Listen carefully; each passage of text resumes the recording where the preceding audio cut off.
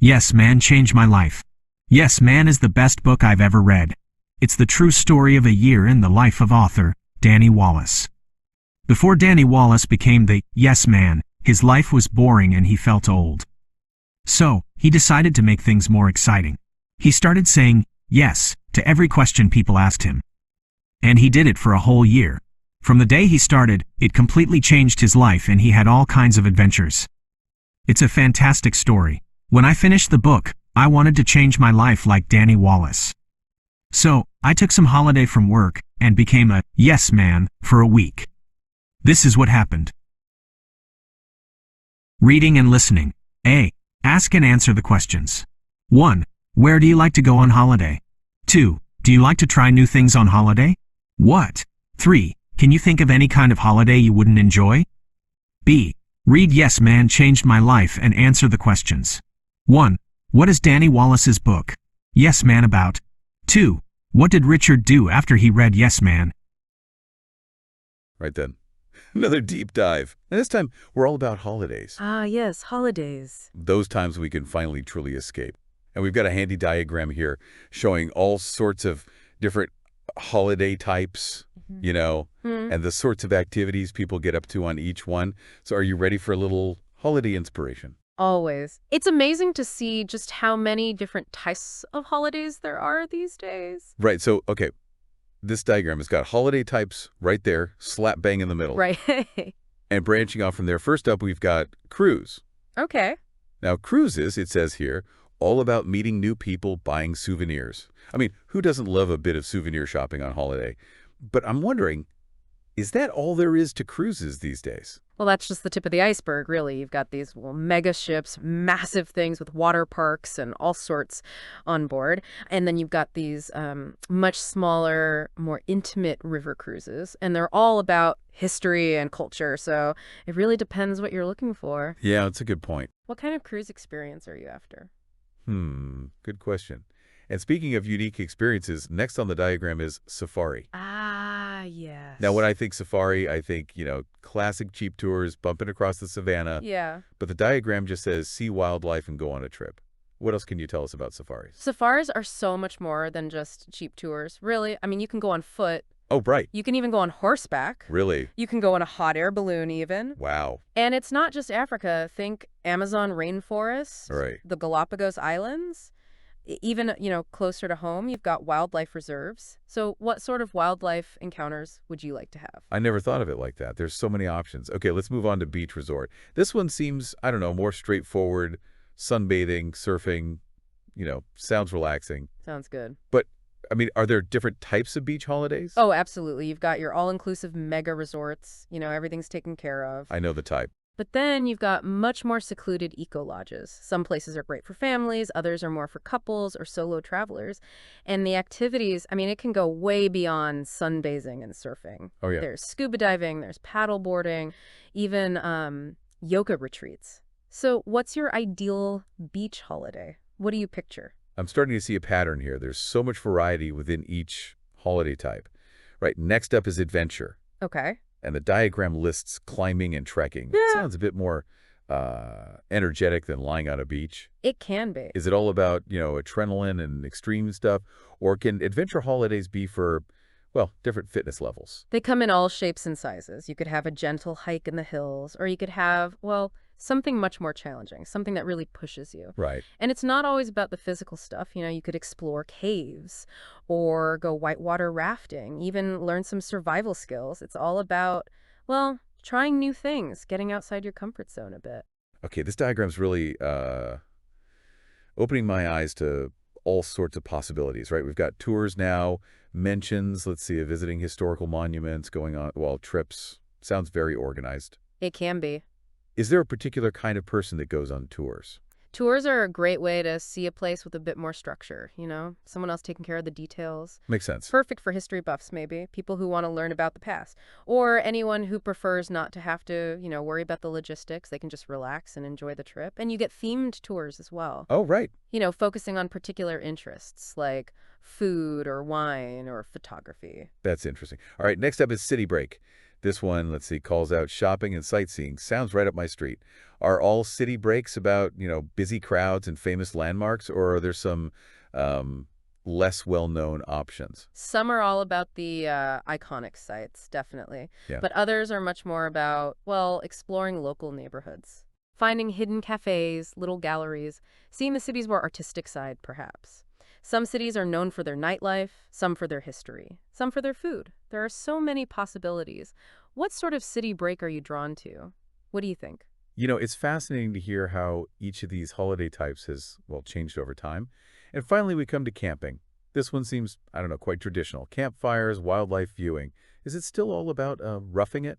Or are there more comfortable ways to camp these days? Camping has definitely moved on a bit. You can still pitch a tent under the stars, of course, but you can also find what they call glamping options. Oh, yeah, glamping. Luxury yurts, cabins, even tree houses. It's all about getting back to nature, but on your own terms. What does your perfect camping trip look like? So we've covered cruises, safaris, beaches and resorts, adventures, tours, city breaks, and camping. Quite the range of options. Sounds like there's a holiday out there for just about everyone. There really is.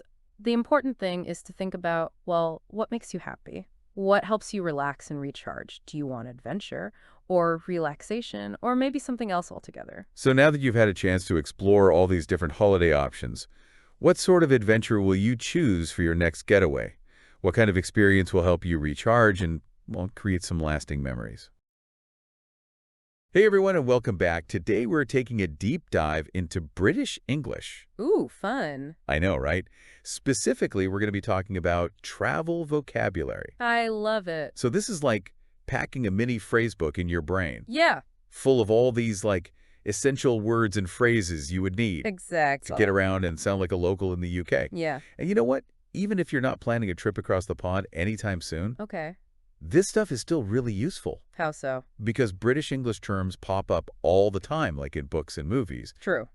and just understanding them, I think it adds like another layer of enjoyment. Absolutely. It's like you're decoding a secret language. Yeah, exactly. And who doesn't love a good secret language? Nobody. No one. So let's dive right in, Aoi. Let's do it. All right, so imagine you're booking a trip to the UK. Okay, got it. What's like the first thing you need to figure out? Well, you wouldn't just say, where are you staying? Right. You'd ask, what's your accommodation? Accommodation. Yeah, accommodation. It sounds fancier, right? Exactly. It's like a more formal way to talk about your lodging. Yeah, it's like way more elegant than just saying like a place to stay, right? It is. Like it makes me think of like those cute little bed and breakfasts. Yeah. Or like those countryside inns you always see in like, British period dramas. Ooh, I love those. Me too. Now, speaking of accommodation, Yes. have you ever stayed anywhere in Britain that was like super memorable? Oh, absolutely. One time I stayed in this converted windmill. A windmill. Yes, it was in the Cotswolds. Whoa. And it was just the most charming place, waking up to the sound of bird song, Oh. those Garland Green hills. It was magical. Oh, that sounds so idyllic. It was. All right, so you've got your accommodation all sorted. Yep. You've landed at Heathrow Airport. Okay. You've got your bags, and now what? Now comes the essential check-in. Oh, yes, check in. And here's a little fun fact for you. Okay. In British English, it's just check-in, Uh-huh. no hyphen needed. Oh, that's interesting. Yeah, unlike in the U.S. where you'd say check-in at the airport. Right, check in. In Britain, it's just check-in simple. Gotcha. So it's one of those subtle little differences Yeah. that can really like trip you up, especially if you're so used to the American way of saying it. Exactly. Okay, next scenario, you're feeling a bit overwhelmed with all the trip planning, I've been there. and you decide you need some expert advice, right? Yeah. So do you head to the travel agent or the travel agents? That's a good question. It's tricky, isn't it? It is. Because it sounds almost the same, Right. but there is a difference. Yeah, the apostrophe is key here. The apostrophe? Yeah, travel agent that refers to the person, Okay. the expert who's going to like help you plan your dream trip. Makes sense. But travel agent that refers to their actual shop or office. Oh, so it's like the possessive S, Exactly. like the travel agent's office. You got it. I actually had a funny experience with this once. Oh, really? Tell me. Yeah, so years ago, I walked into a travel agent's Okay. expecting to just find like one person. you Yeah, know. yeah. But it was this huge, bustling office Whoa. full of travel agents. Oh my gosh. I was so surprised. I bet. Okay, so our final vocabulary hurdle. Okay, bring it on. You've arrived at your lovely accommodation. Yes. You've explored the city. I'm picturing it. You've maybe even had a cream tea or two. Ooh, delicious. And now it's time for that like really satisfying ritual of, Unpacking. yes, unpacking. There's something so therapeutic about it. I know, right? Like settling into a new space, arranging your belongings and Yeah. really making yourself at home, even if it's just for a little while. It's like the official start of the vacation for me. I agree. It's like, okay, deep breath. Deep breath. Let the adventure begin. Yes. What's the first thing you unpack when you arrive somewhere new? I always unpack my toiletries first. Makes sense. And then a good book. Oh, nice. It just helps me feel grounded and ready to embrace the new environment. I love that those little comforts make such a difference. They do. So there you have it, folks. Our British English travel essentials. Accommodation, Check it. the travel agent versus the travel agent. And of course, the joy of unpacking. Master these words and you'll be chatting about your UK travels like a proper Brit in no time. And remember, learning a language isn't just about memorizing words. Right. It's about experiencing a culture more fully. Well said. Now, if this deep dive has inspired you to start planning that UK trip, I hope so. I have a feeling our next episode might be right up your alley. Ooh, tell me more. We'll be exploring all those quirky British idioms. I love idioms. Me too. They're so fun. Yeah. So until then, happy travels, everyone. Happy travels. And keep exploring those fascinating little linguistic corners of the world. Absolutely. Bye for now. Day 1. I started on Saturday morning. At 10 a.m., I got my first question. I saw a poster in the window of a travel agent's. It said, "Tired?" Yes, I slept badly the night before, so I was tired. Under this, it said, "Do you need a holiday?" Yes, definitely. So I went in. The travel agent asked me where I wanted to go. But before I could answer, she said, "Somewhere hot?" I don't like hot weather, but I said, "Yes." A beach holiday? Maybe in Greece? I don't like the beach. I prefer cities. But I said, "Yes." What kind of accommodation? A hotel? Or a, quote, I hate hotels, but before she could continue, I said, "Yes." 5 minutes later everything was ready. My flight was the next day.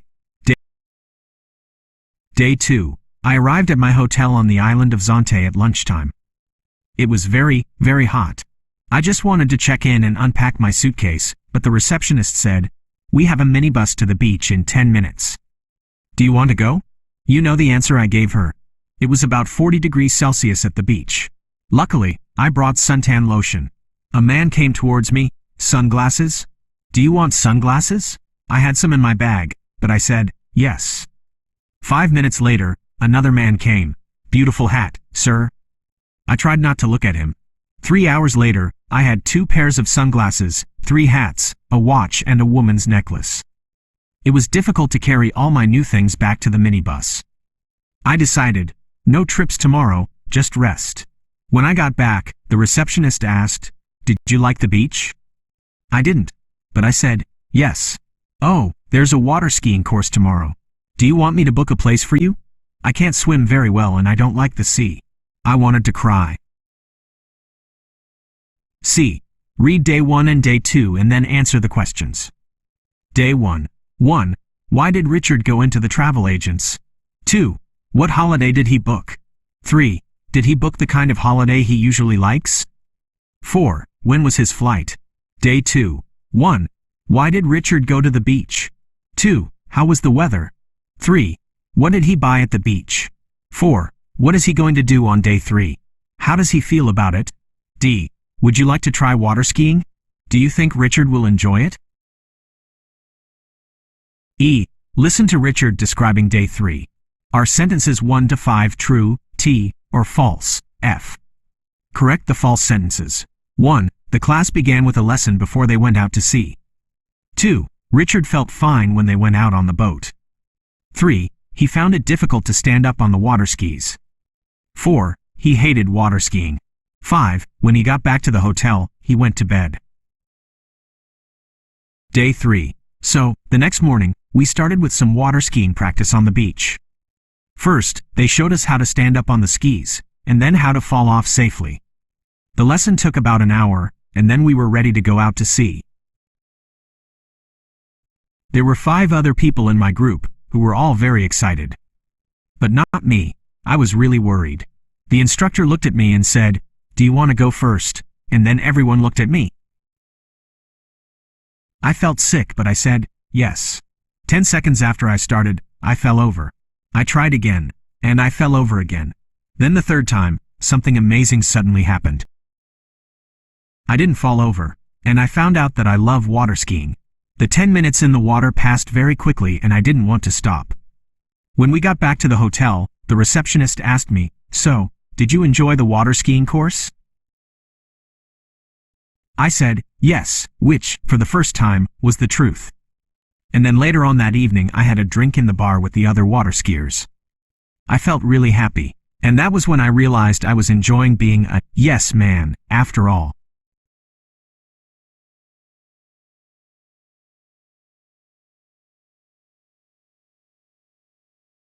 Listening. A. Which of the activities in 2C do you think Richard enjoyed? Tell a partner. Listen and check. B. Listen again. What is Richard's last question? Do you think he will say yes or no? Why? C. Ask and answer the questions. 1. Do you ever say yes when you don't want to? When? 2. Would you like to be a yes man for a week? Why? Why not?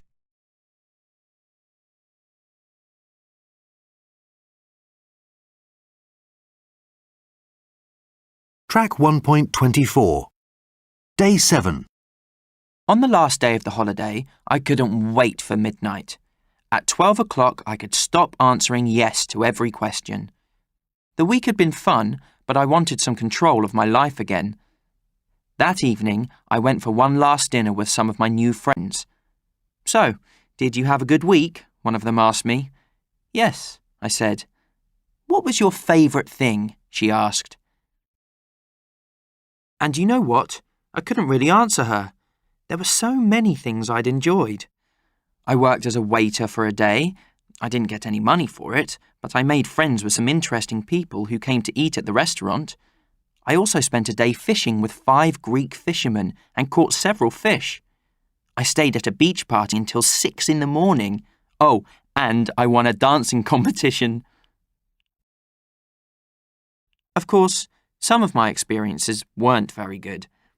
I took the same boat trip 3 times. I went swimming at midnight. Well, actually, I liked the swimming, but I didn't like the mosquitoes that bit me when I got out of the sea. And I spent over €200 on souvenirs that I hate. It was great to try new things, but I was glad the week was nearly finished. I wanted to get back home and relax for a day before I started work again on Monday. But day 7 wasn't finished yet. Without thinking, I asked my new friends what they planned to do next. They were all smiling at me. One of them said, "We're flying to Thailand tomorrow. Do you want to come with us? You'd love it." I looked at my watch. It was 11:55.